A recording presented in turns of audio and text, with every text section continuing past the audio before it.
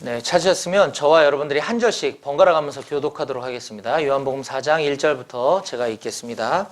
예수께서 제자를 삼고 세례를 베푸시는 것이 요한보다 많다 하는 말을 바리새인들이 들은 줄을 주께서 아신지라.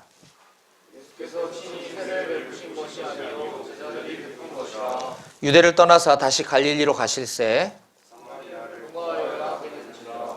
사마리아에 있는 수가라 하는 동네에 이르시니 야곱이 그 아들 요셉에게 준 땅이 가깝고 또 야곱의 우물이 있더라. 예수께서 길 가시다가 씻어나여 우물 옆에 그대로 앉으시니 제가 여자가 사마리아 여자 한 사람이 물을 기르러 왔음에 예수께서 물을 좀 달라 하시니 제자들이 먹을 것을 사러 그 동네에 들어갔습니다. 사마리아 여자가 이르되 당신은 유대인으로서 어찌하여 사마리아 여자인 나에게 물을 달라 하나이까 하니 이는 유대인이 사마리아인과 상종하지 아니함이러라.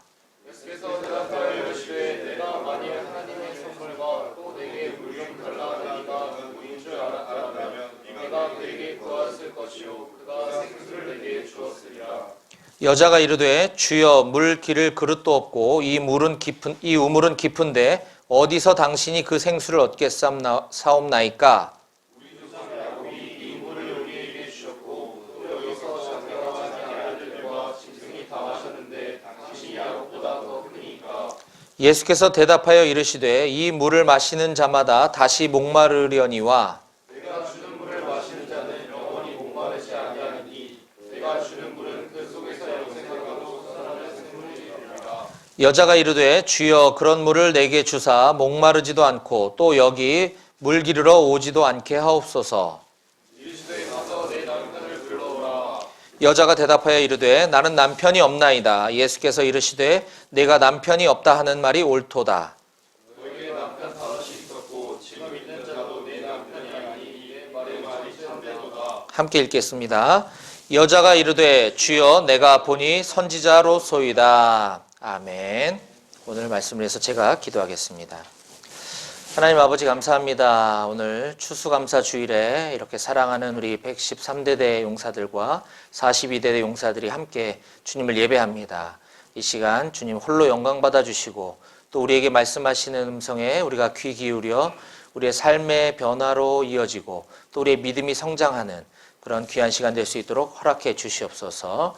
오늘 예배의 모든 시종을 주님께 의탁드리고 감사드리며 예수님의 이름으로 기도했습니다. 아멘. 네, 오늘 우리 파견부대 없는 거잖아요, 그죠? 다 113대대. 오늘 예배 인원이 많아서 저는 지난주처럼 혹시 또 파견이 왔나 그랬더니 할렐루야. 네, 오늘 이렇게 예배에 많이 참석해서 여러분들 너무너무 고맙고 반갑고 환영합니다. 네, 오늘은 교회 절기상 추수감사 주일입니다. 여러분들이 1년 동안 이렇게 여러 가지 하나님께서 함께 해주신 그 은혜에 감사하는 시간으로 우리가 오늘 성찬 예배로 드리게 될 건데 그 전에 우리가 오늘 지금까지 쭉 이어왔던 요한복음 설교를 이어서 오늘 4장을 19절까지 함께 말씀을 좀 나누려고 합니다. 먼저 지난 주일에 우리는 요한복음 3장 22절부터 36절의 말씀을 가지고 세례 요한이 제자들에게 가르친 예수님에 대해서 말씀을 함께 나눴습니다. 지난 시간에 나눈 말씀을 잠깐 복습해보면 형건이가 왔습니다. 어제 근무 쓰고 피곤할 텐데 네. 지난 시간에 우리가 나눴던 말씀을 잠깐 복습해보면 요한은 평소 제자들에게 오실 메시아, 우리의 구원자 되시는 예수님에 대해서 이야기를 참 많이 했습니다.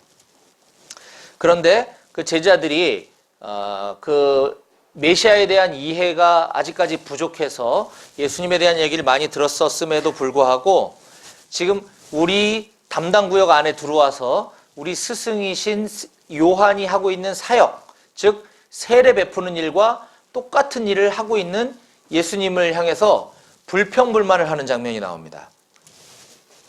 3장 26절인데요.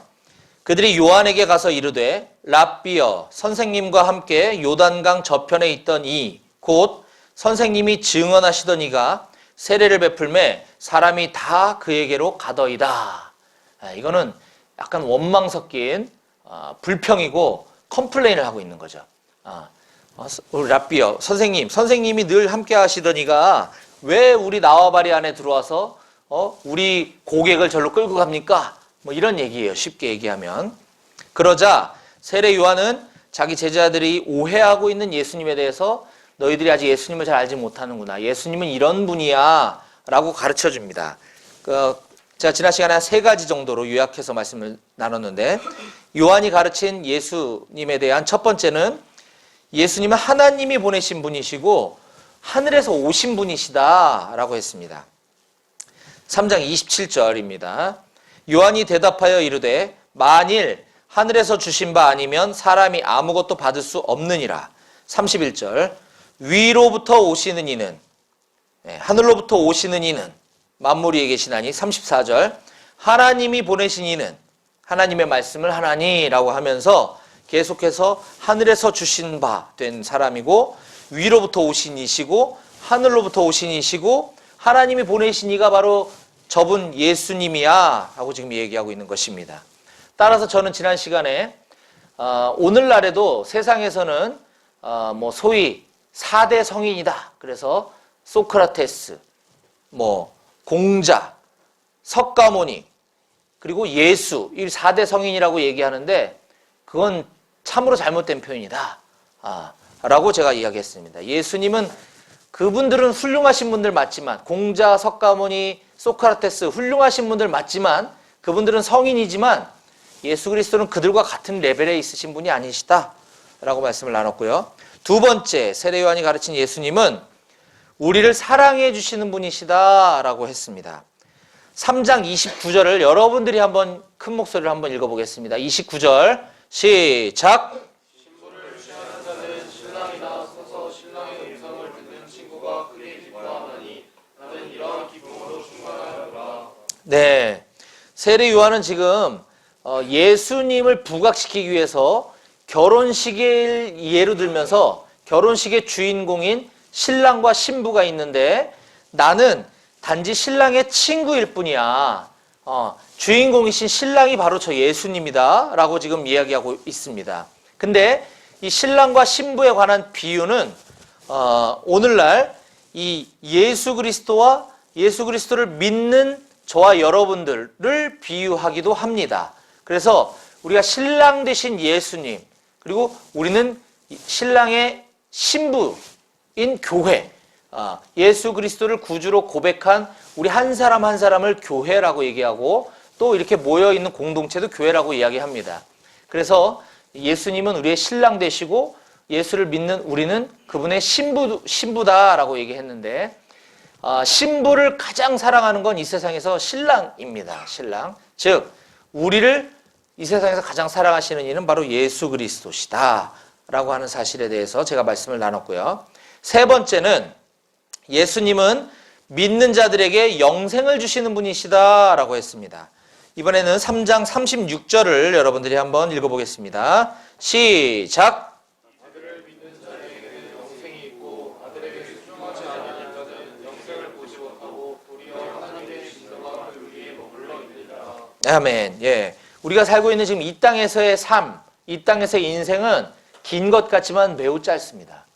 근데 여기서 우리가 먼저 이 세상을 떠나고 늦게 떠나고의 차이는 있을지 몰라도 사람은 누구나 한 번 죽는 것은 정해진 것이다 라고 성경은 이야기하고 있고요. 한 번 죽는 건 누구나 다 동일하게 겪게 될 일인데 그 이후에 있을 영원한 삶을 우리가 준비해야 된다.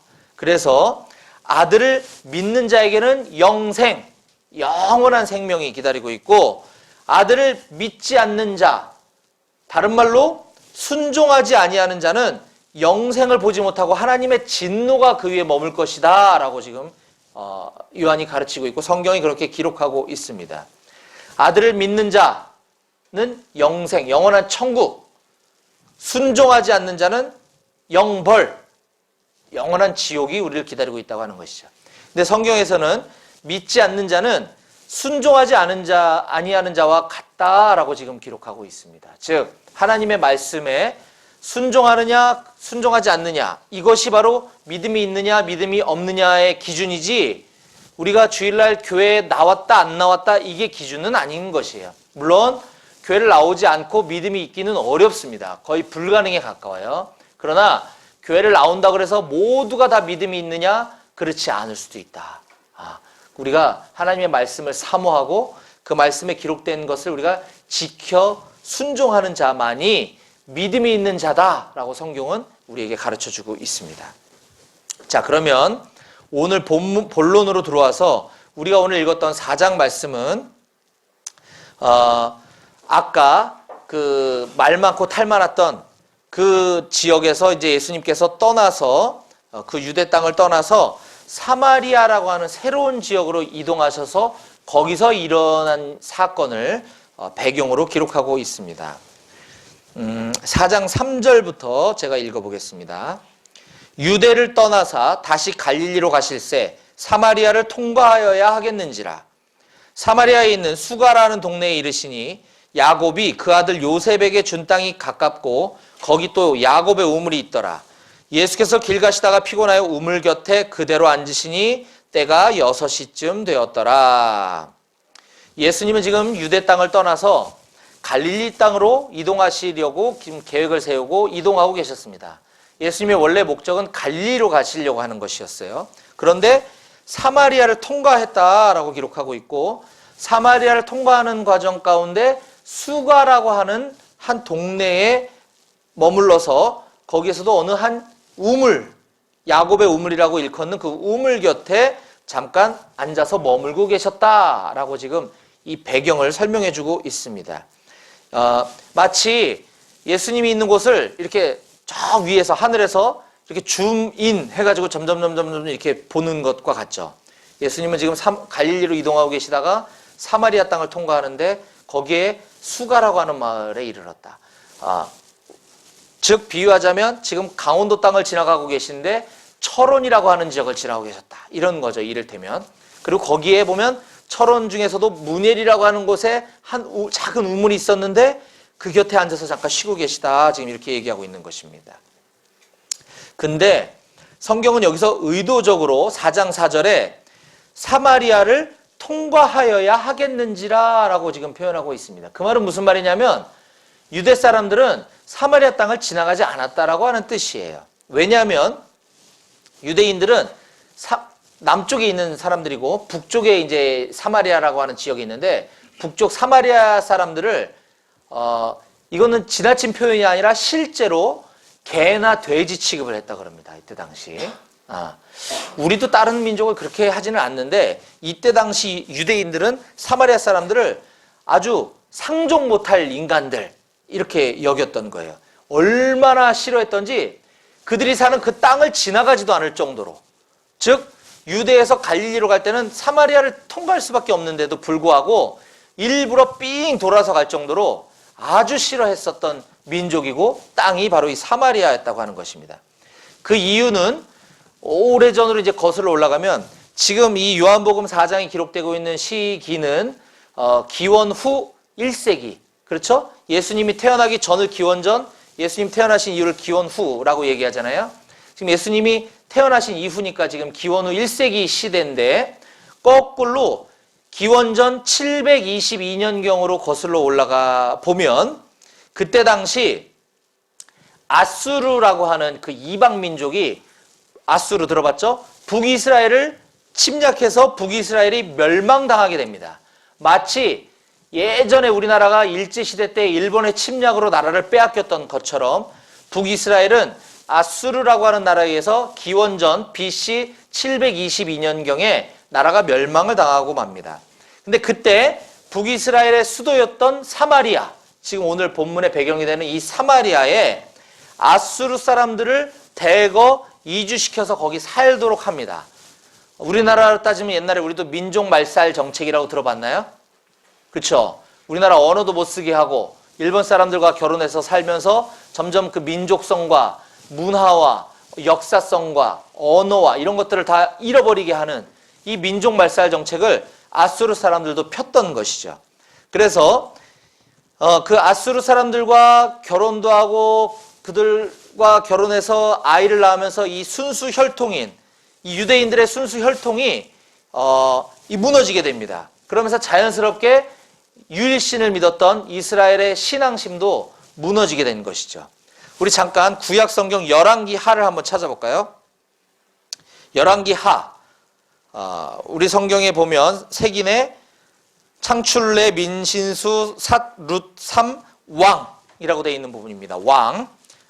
구약의 왕을 펼치면 열왕기 상이 먼저 나오고 그 뒤에 열왕기 하가 나옵니다. 열왕기 하 17장 24절 25절을 한번 찾아봅니다. 제가 가진 성경은 구약 성경 591, 592쪽인데 여러분들의 성경하고 비슷할 것 같아요. 열왕기 하 17장 24절 25절을 모두 다 같이 함께 찾아봅니다.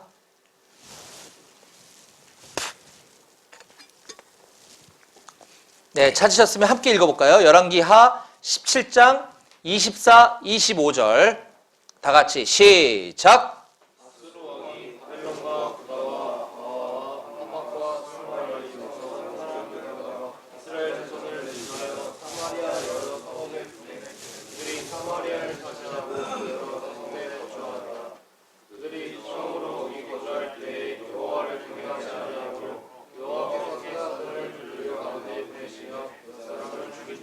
아멘. 여기 나오죠, 지금? 아수르 왕 때에 이 이방 사람들을 옮겨다가 이스라엘 자손을 대신해서 사마리아 여러 성읍에 살게 두었다라고 지금 성경에 얘기하고 있습니다. 그랬더니 그들이 거기 거주할 때에 여호와를 경외하지 않았으므로 여호와께서 진노하셨다. 이 배경에 의해서 순수 혈통인 남유다 사람들은 사마리아 사람들을 저 개 돼지만도 못한 민족들 이렇게 여겼던 것이죠. 이게 지금 이 기원 후 1세기까지 이어지고 있는 것입니다. 따라서 유다 사람들이 사마리아 사람들을 그렇게 경멸하는데 사마리아 사람들인즉 유다 사람들을 좋아할 리가 없었겠죠. 자, 그러면 유대 사람들이 사마리아 땅에 들어왔을 때 그들은 야, 유대 사람들이 왔다라고 하면서 아마 무지 싫어했을 겁니다. 싫어하는 정도가 아니라 어쩌면 폭행을 하고 린치를 가했을지도 몰랐을 거예요. 자, 이런 위험을 무릅쓰고도 지금 예수님은 유대 사람들이 절대 지나가지 않는 그곳 사마리아를 지금 통과하고 계시는 것입니다. 자, 이것은 그냥 단순히 이렇게 삥 둘러가면 그냥 피곤하니까 그냥 귀찮은데 그냥 지나가자 이 정도 차원이 아니라는 것을 제가 지금까지 배경 설명을 쭉 한 거죠. 여길 지나다 잘못하면 돌 맞을 수도 있고 몰매 맞을 수도 있고 죽을지도 모르는데도 불구하고 예수님은 지금 요한복음 4장 4절에 보면 사마리아를 통과하여야 하겠는지라 라고 얘기하면서 굉장히 의지를 지금 표시하고 있습니다. 이게 영어 성경에는 뭐뭐 하여야 한다. must. 반드시. 예수님은 반드시 사마리아를 통과하여야만 했다라고 지금 기록하고 있는 것입니다. 즉 예수님은 그곳 사마리아에 가셔야만 했던 어떤 이유가 있었고 목적이 있었기 때문에 일부러 거기를 찾아 들어가셨다고 하는 것을 우리는 읽어낼 수 있는 것입니다. 자, 바로 그때 예수님이 우물 곁에 쉬고 계실 때 사마리아 여자 한 사람이 우물을 기르러 그곳에 오게 됩니다. 이 장면에서 우리는 정말 하나님의 놀라우신 이 기가 막힌 섭리를 몇 가지 발견할 수 있는데 우선 지금 이 상황이 잘 이해되지 않는 몇 가지 의혹이 있습니다. 의혹. 뭐냐면 첫 번째 의혹은 예수님이 지금 여행길에 몹시 피곤하셔서 우물 곁에 잠깐 쉬고 있다지만 그 여인은 그 시간이 우물을 기르러 거기 올 시간이 아닙니다. 왜냐하면 자 6절 7절에 보면 거기 또 야곱의 우물이 있더라. 예수께서 길 가시다 피곤하여 우물 곁에 그대로 앉으니 때가 6시쯤 되었더라 라고 지금 우리 성경에 기록하고 있지만 이 시간 개념은 지금 우리의 시간 개념하고 달라서 이 때가 6시쯤 되었다고 하는 것은 낮 12시를 얘기합니다. 이 성경에 기록되어 있는 시간은 우리 시간하고 6시간 차이가 나요. 그래서 이거를 저녁 6시로 읽으면 안 되고 낮 12시라고 하는 배경을 갖고 있습니다. 자, 이때 사마리아 여자 한 사람이 물을 기르러 왔음에라고 얘기하고 있는 거죠. 이 뜨거운 여름에 이 땅에 이 사막과 같은 이 메마른 땅에 대낮 한낮 12시 정오에 사람들은 물을 기르러 그곳에 오지 않았습니다. 이거는 추측이 아니라 그때 당시 많은 문헌들에 그렇게 기록하고 있고 심지어 성경에도 그거를 설명해주고 있는 장면이 나오는데 창세기 24장을 한번 가보겠습니다.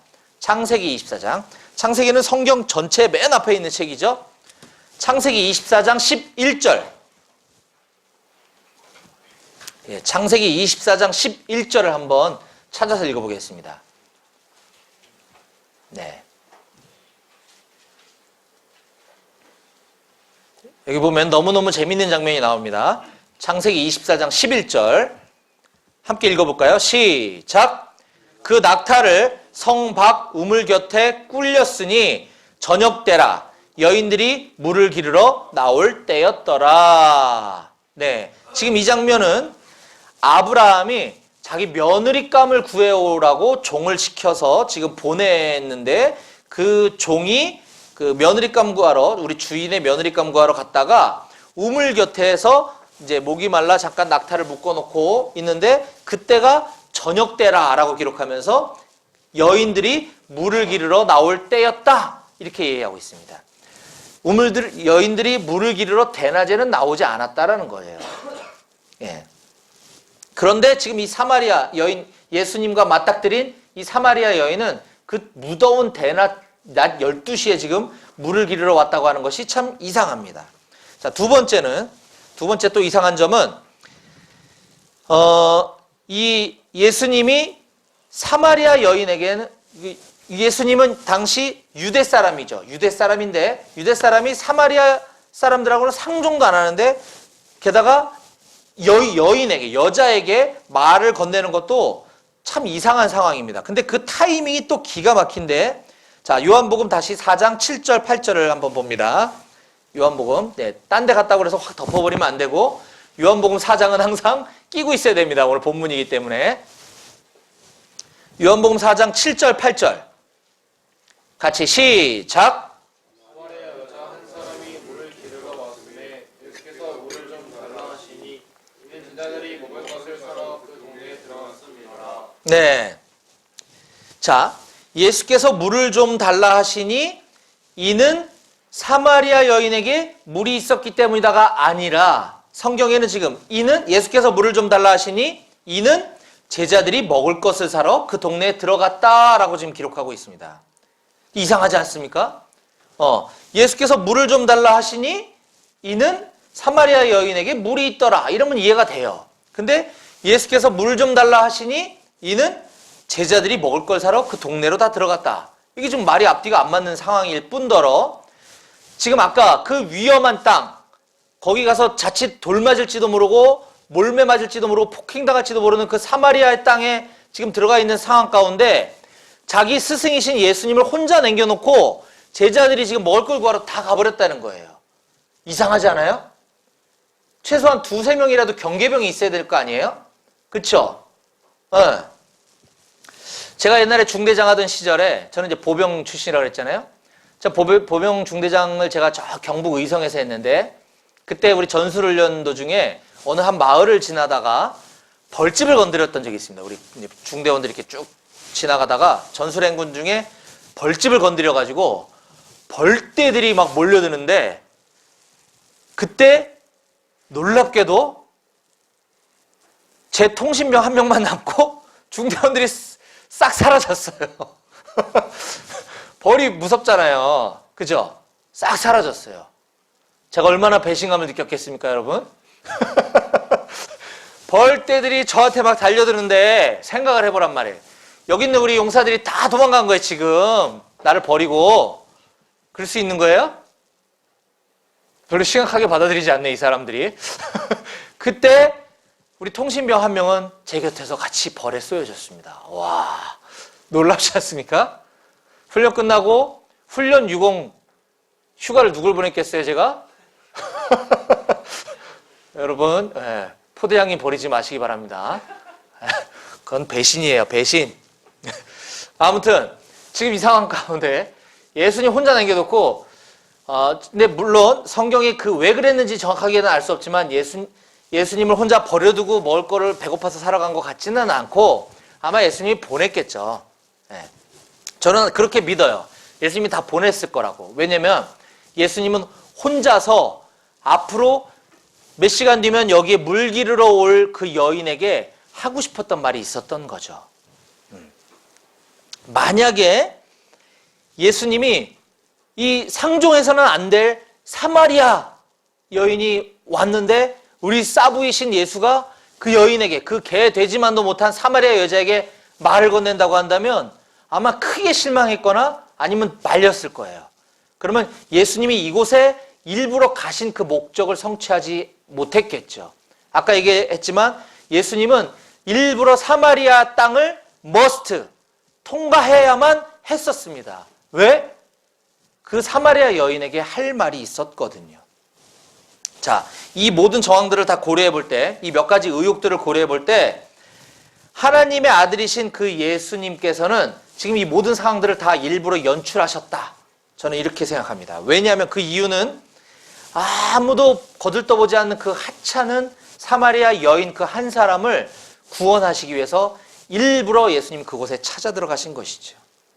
그 이후부터 지금 사마리아 여인과 예수님이 나눈 그 대화를 보면 우리는 그 사실을 충분히 납득할 수가 있습니다. 예수님은 지금 그 여인에게 물 좀 달라고 이렇게 말을 꺼내기 시작하면서 그 뒤로 쭉 이어져 오는 대화는 이게 일상적인 대화가 아니에요. 황당한 얘기를 지금 하고 계시는 거거든요. 예수님, 나만이 영원히 목마르지 않을 생수야. 내가 생수야. 지금 이렇게 얘기하고 있는 거예요. 생뚱맞게도. 예수만이 기쁜 소식이고 예수만이 복음이야 라고 하는 거를 이 사마리아 여인에게 가르쳐 주고자 거기까지 일부러 찾아가셔서 제자들 보고 먹을 거 구해와라. 그래도 저는 예수님을 지켜야 되지 않겠습니까? 아니야, 됐어, 다 가. 괜찮아, 다 갔다 와. 그러고 지금 그 여인에게 이 얘기를 나누고 계신 것이에요. 4장 10절 예수께서 대답하여 이르시되 내가 만일, 지금 여인에게 하는 겁니다. 내가 만일 하나님의 선물과 또 내게 물 좀 달라 하느니 내가 누구인 줄 알았더라면 네가 나에게 구했을 것이요 내가 생수를 너에게 주었으리라. 13절 예수께서 대답하여 이르시되 이 물을 마시는 자마다 다시 목마르려니와 이 우물에 있는 네가 지금 물 기르러 왔던 그 물을 마시는 사람들은 다시 또 시간이 지나면 다시 목마를 것이지만 14절 내가 주는 물을 마시는 자는 영원히 목마르지 아니하리니 내가 주는 물은 그 속에서 영생하도록 솟아나는 샘물이 되리라 라고 하면서 지금 예수님은 복음을 전하고 계시는 것입니다. 자, 그러고 나서 예수님이 사마리아 여인의 죄를 일부러 들춰내서 그 죄의 문제를 해결해 주시고자 일부러 이렇게 얘기하십니다. 16절 이르시되 가서 내 남편을 불러오라.